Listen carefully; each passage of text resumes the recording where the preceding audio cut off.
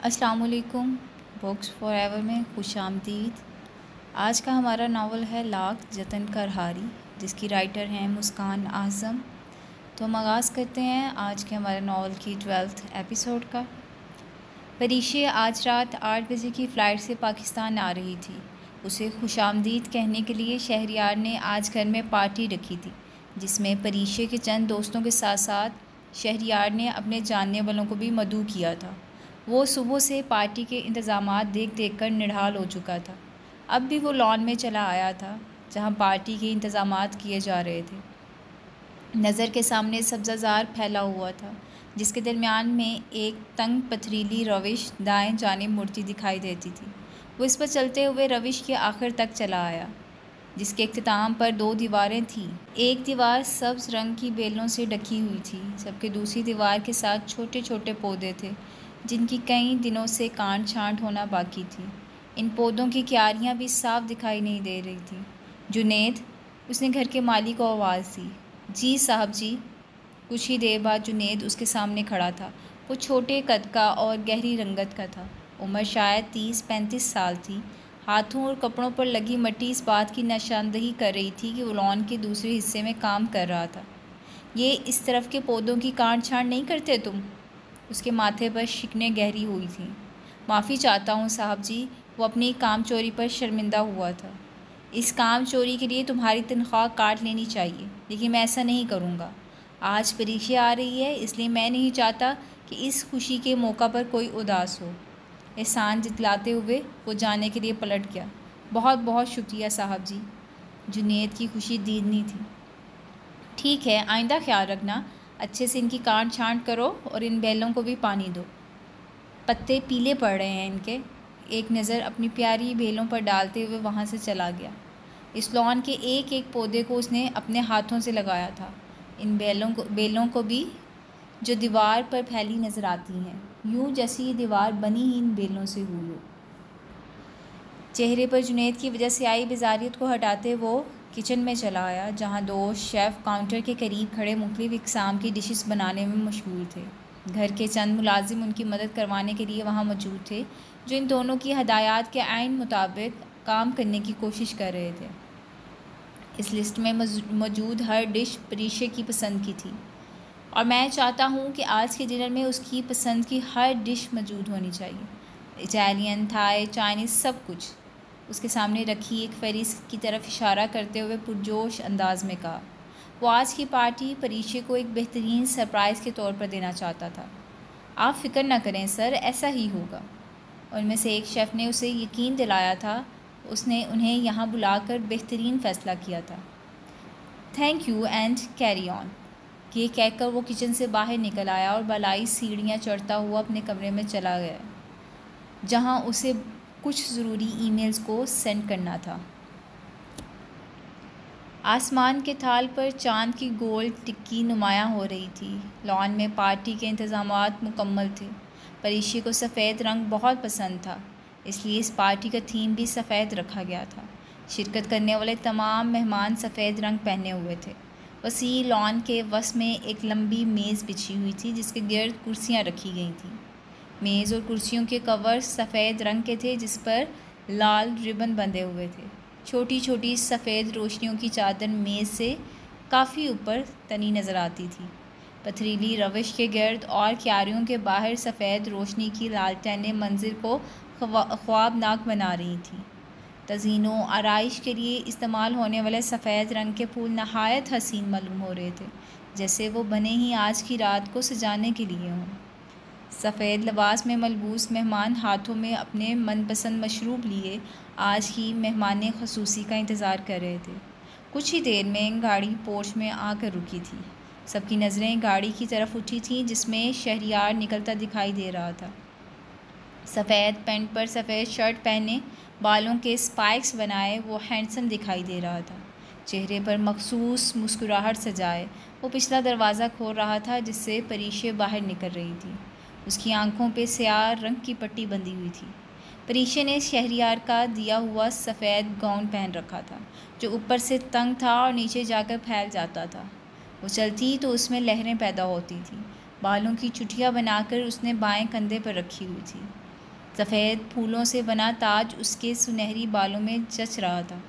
شہریار اسے ہاتھ سے پکڑ کر ان لوگوں کی طرف لے جا رہا تھا جو اس کے انتظار میں وہاں کھڑے تھے۔ وہاں پہنچ کر اس نے الٹی گنتی گننا شروع کر دی تھی۔ 5 4 3 ساتھ ساتھ اس کی آنکھوں پہ بندھی پٹی کی گرہ کھول رہا تھا۔ 2 1 پٹی اتر کر شہریار کے ہاتھ میں رہ گئی تھی اور ڈی جے نے میوزک فل والیوم میں پلے کر دیا تھا۔ آنکھوں کے سامنے کا منظر پریشا کے لیے بہت بڑا سرپرائز تھا۔ خوشی سے اس کی آنکھوں میں آنسو آ گئے تھے اور شہریار کے گلے لگ کر ان آنسوؤں کو بہنے دے رہی تھی۔ Welcome to home dear sister, اسے گلے سے لگائے شہریار نے اس کے ماتھے پر محبت بھرا بوسہ دیا تھا۔ پریشا شفقت کر مسکرا دی تھی اور آنسو پوچھتی اس سے الگ ہو گئی تھی۔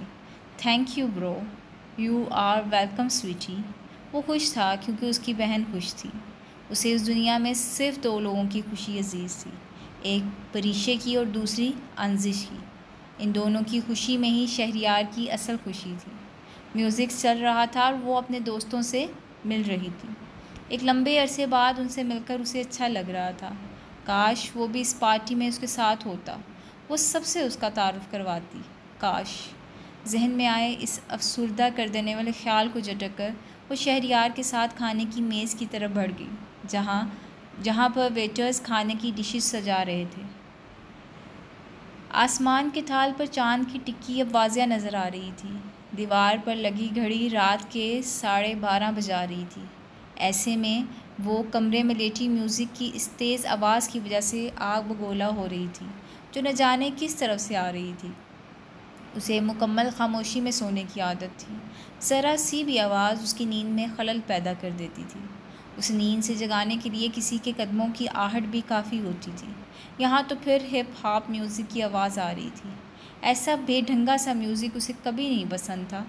اس نے کانوں کے گرد تکیے رکھ لیے تھے لیکن شور تھا کہ کم ہونے کا نام ہی نہیں لے رہا تھا۔ آگ لگے اس ڈی جے کو، روحان سی ہو کر وہ اٹھتی اور چلتے ہوئے نیچے سٹنگ روم میں آ گئی۔ یہ ایک مستطیل کمرہ تھا جس کی چھت قدرے اونچی تھی۔ بائیں دیوار پر لگی LCD پر اس وقت کوئی انگلش مووی چل رہی تھی۔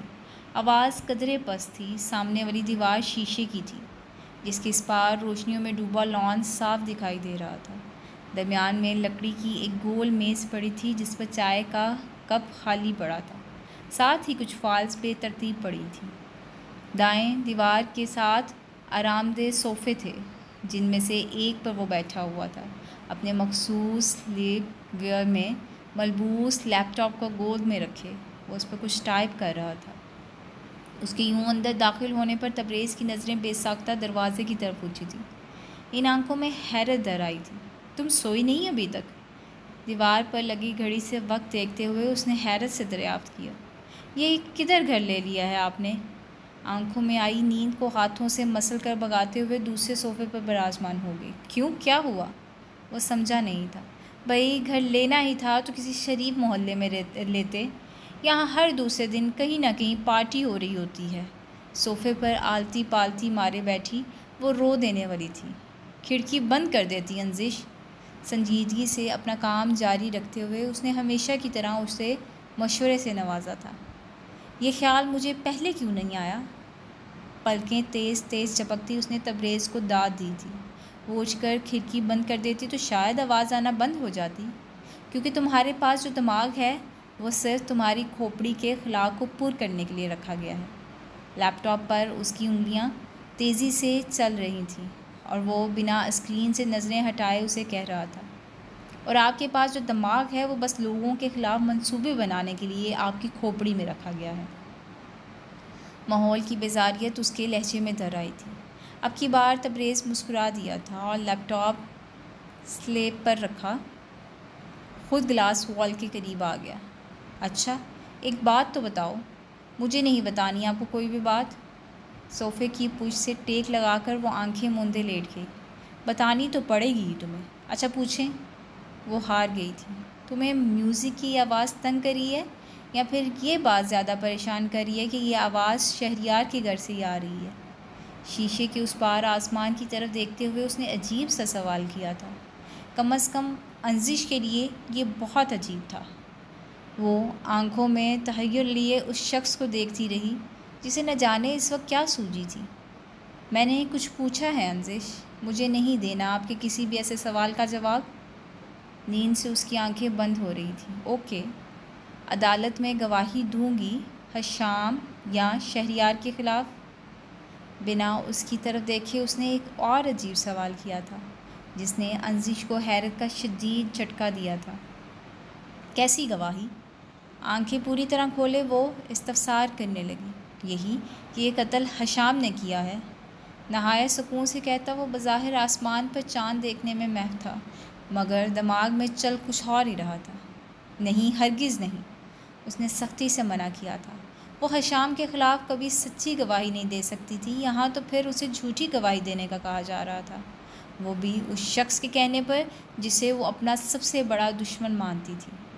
وہ پلٹا اور چلتے ہوئے اس کے سامنے آ کر میز پہ یوں بیٹھ گیا کہ وہ اس کی آنکھوں میں براہ راست دیکھ سکتا تھا۔ اور میرے خلاف؟ انزش بنا پلکیں جھپکے اس کی آنکھوں میں دیکھے گئی، جو دیکھنے میں پر اسرار معلوم ہو رہی تھی۔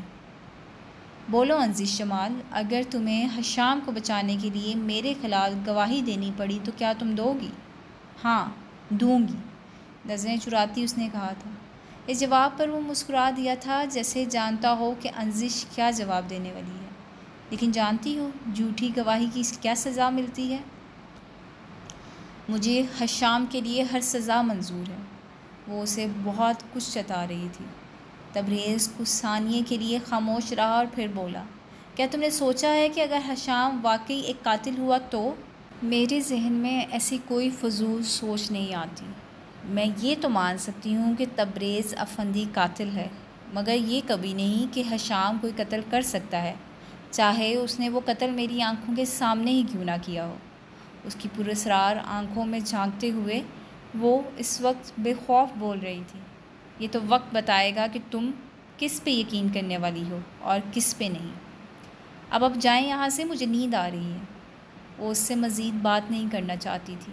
بالائی منزل پر موجود وہ ان کے کمرے کی کھڑکی شہریار کے گھر کی جانب کھلتی تھی، اس لیے وہاں میوزک کی تیز ساؤنڈ آ رہی تھی۔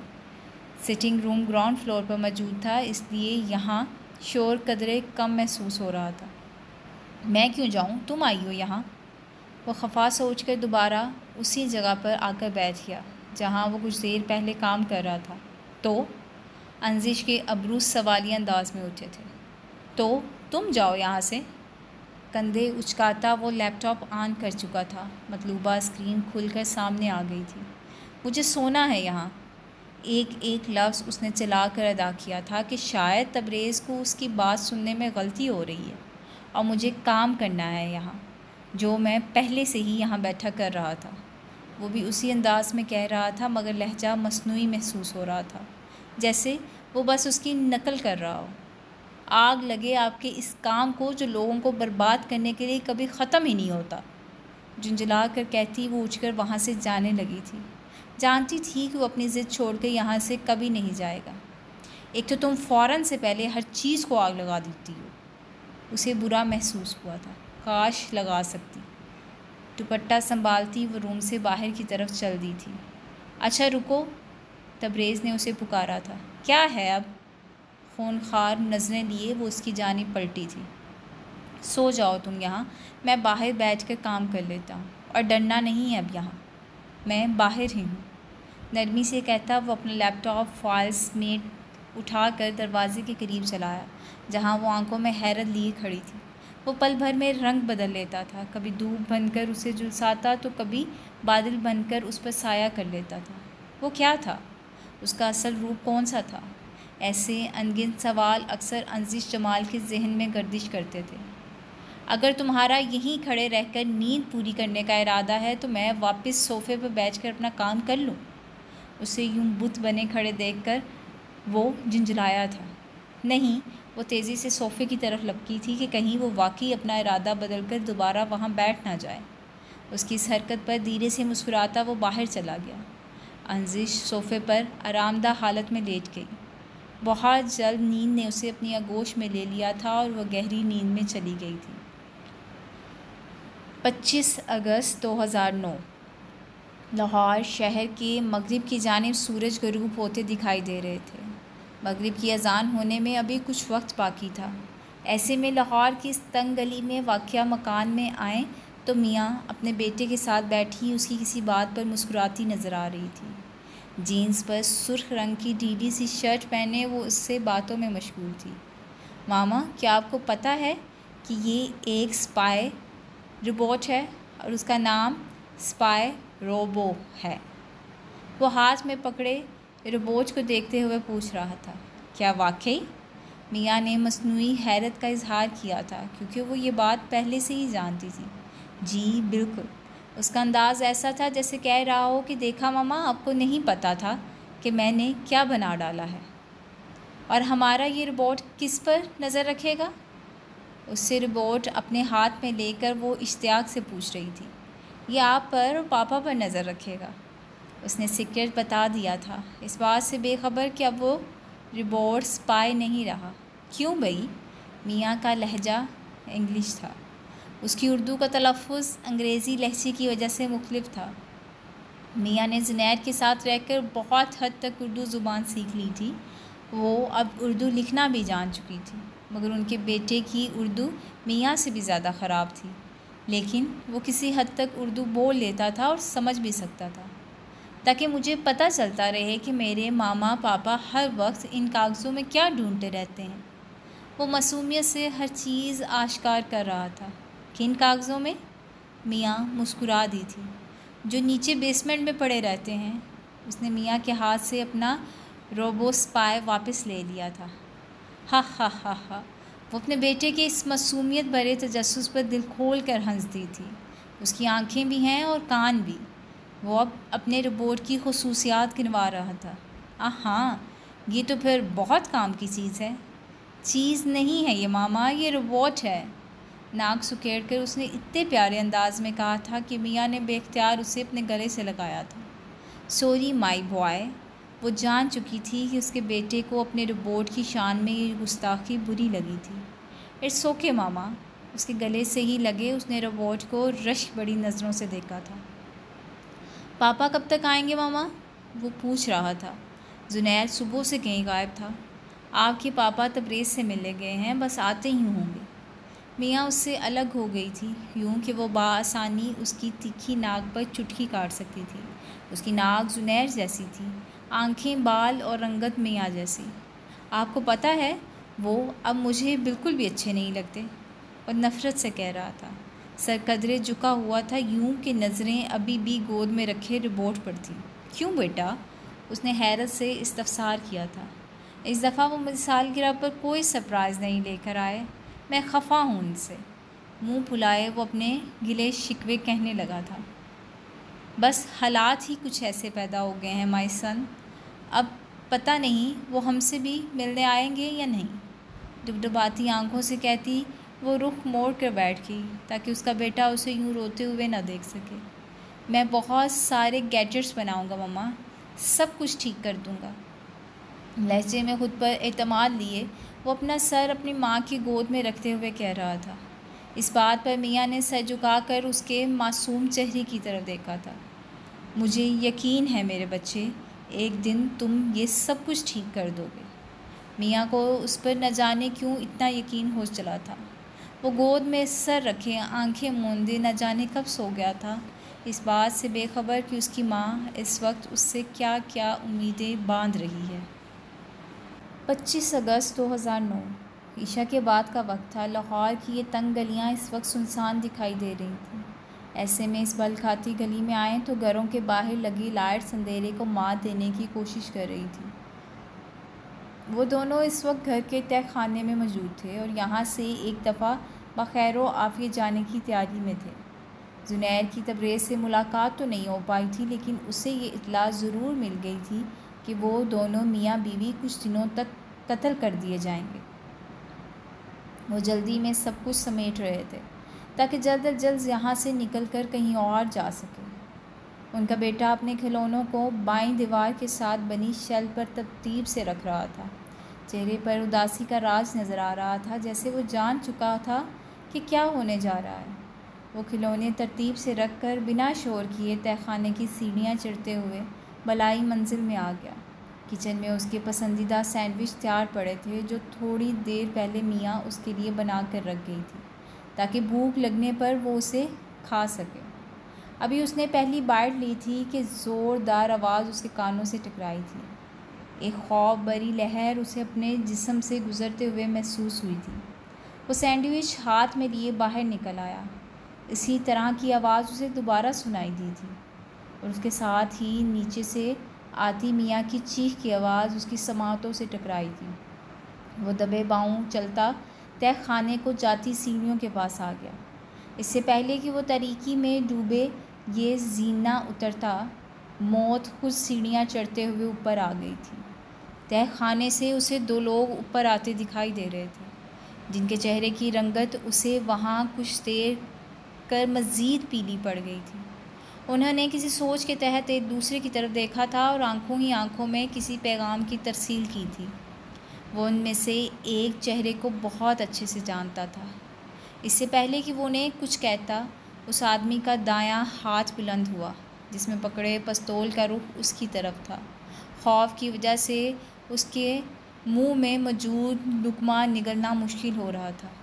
اگلے ہی لمحے اسے پسٹل سے آگ نکلتی دکھائی دی تھی اور پھر اسے اپنے جسم میں کچھ گھستا ہوا محسوس ہوا تھا۔ کچھ ایسا جس نے اس کی رگیں چیر ڈالی تھی، کچھ ایسا جس نے اس کے جسم کو تکلیف میں مبتلا کر دیا تھا، ایک ناقابل برداشت تکلیف میں۔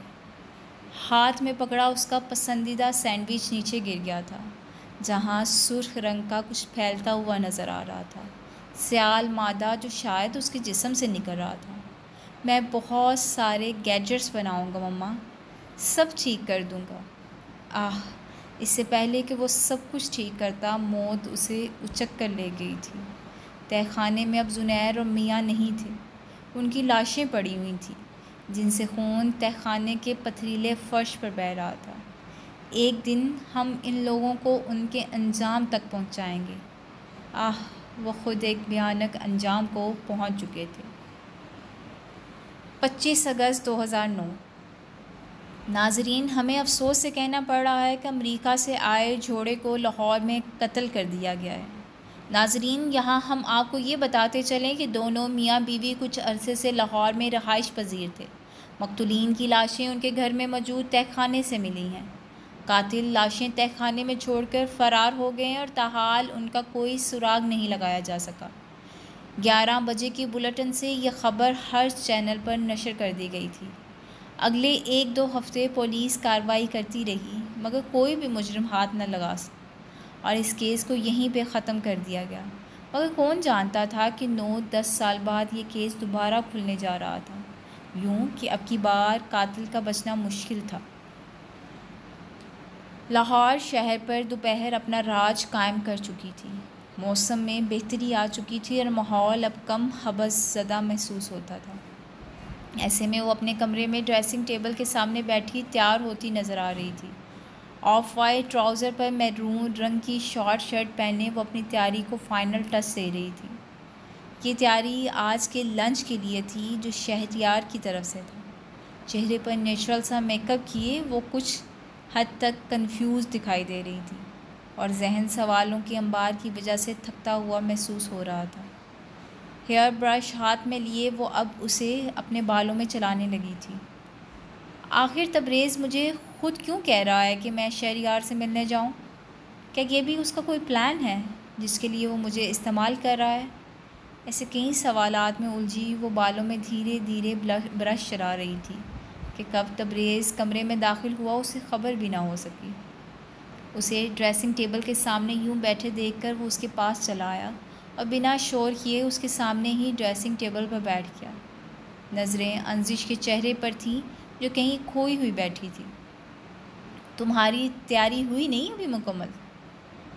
انزش جو نہ جانے کن وادیوں کی سیر کو نکل چکی تھی اس کی آواز سے ہڑبڑا کر واپس لوٹی تھی۔ ہو گئی، مختصر سا جواب دیتے وہ بالوں میں پنز لگانے لگی تاکہ بال آگے چہرے پر کم آئیں۔ اچھا، یہ تمہارا نیکلس؟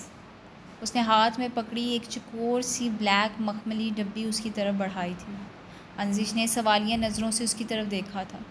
تم نے مجھ سے امریکہ سے منگوایا تھا یہ نیکلس، مگر تب مجھے سامان میں کہیں ملا نہیں تھا۔ کل میں اپنا بیگ دیکھ رہا تھا تو یہ اس میں تھا، سوچا تمہیں دے دوں۔ اس کے چہرے پر یوں ہی نظریں جمائے وہ وضاحت دے رہا تھا۔ انزش کا اس کو یوں دیکھنا مزید کنفیوز کر رہا تھا۔ دوپٹہ پیچھے بیڈ پر پڑا ہوا تھا۔ اس سے پہلے کہ وہ اٹھ کر اسے اٹھاتی وہ پھر بول پڑا تھا، میرا خیال ہے کہ تمہارے اس ڈریس کے ساتھ بہت اچھا لگے گا اور میں چاہتا ہوں کہ تم مجھے پہن کر دکھاؤ۔ یہ انوکھی فرمائش تھی تبریز کی طرف سے، جس نے انزش کو حیرت میں ڈال دیا تھا۔ نہیں، میں اس کے ساتھ کچھ بھی نہیں پہن رہی۔ وہ اس وقت اس کی کسی بات کو ماننے کے موڈ میں نظر نہیں آ رہی تھی۔ اس کی بات کو سنجیدہ لیے بغیر اس کے ہاتھ سے ڈبیا پکڑ لی، جسے ابھی تک انزش نے نہیں کھولا تھا۔ وہ اسے کھول کر اس میں سے نیکلس نکالنے لگا۔ تمہاری چوائس اچھی ہے انزش۔ وہ ستائشی نظروں سے نیکلس دیکھ رہا تھا، ایک باریک سی چین جس کے درمیان میں سفید رنگ کا ایک ڈائمنڈ پرل جھوم رہا تھا۔ اس نے نیکلس نکال کر اس کی طرف بڑھایا، جیسے اشارہ کیا ہو کہ یہ پہننا تو تمہیں پڑے گا ہی انزش۔ اپنا پسندیدہ نیکلس اس کے ہاتھ میں یوں دیکھ کر انزش کو کچھ خاص خوشی نہیں ہوئی تھی، مگر پھر بھی اس نے نیکلس لے کر پہن لیا تھا۔ شکریہ نہیں بولو گی؟ نہیں۔ اس نے آخری پن بالوں میں لگائی تھی، تیاری مکمل ہو گئی تھی۔ ایک گہری نظر اس نے انزش کے سراپے پر ڈالی تھی اور نہ جانے کیوں اسے اس وقت انزش کا یوں تیار ہو کر جانا اچھا نہیں لگ رہا تھا۔ وہ چہرے پر آئی اس ناگواریت کو چھپاتا چلتے ہوئے بیڈ کے قریب چلا آیا اور وہاں سے دوپٹہ اٹھا کر اس نے انزش کی طرف بڑھا دیا۔ انزش مرر سے اس کی حرکت کو حیرت سے دیکھ رہی تھی۔ کوشش کرنا کہ شہریار سے یہ تمہاری آخری ملاقات ہو۔ چہرے پر جیلسی تھی یا کچھ اور؟ انزش نہیں سمجھ پائی تھی۔ وہ اپنی جگہ سے اٹھ گئی اور دوپٹہ اس کے ہاتھ سے لے کر اپنے دائیں کندھے پر پھیلانے لگی۔ کیوں؟ بس ویسے ہی۔ کندھے اچکاتا اسے ایک نظر دیکھتے ہوئے وہ وہاں سے چلا گیا، جبکہ انزش ابھی حیرت میں ڈوبی وہیں کھڑی تھی۔ پتہ نہیں کس پہیلی کے ساتھ رہ رہی ہوں میں۔ تو یہ تھی ہمارے ناول کی آج کی ایپیسوڈ۔ ملتے ہیں ہم کل ایک نئی ویڈیو کے ساتھ، اپنے ناول کے نیکسٹ پارٹ کے ساتھ۔ اپنا بہت سارا خیال رکھیے گا، دعاؤں میں یاد رکھیے گا۔ اللہ حافظ۔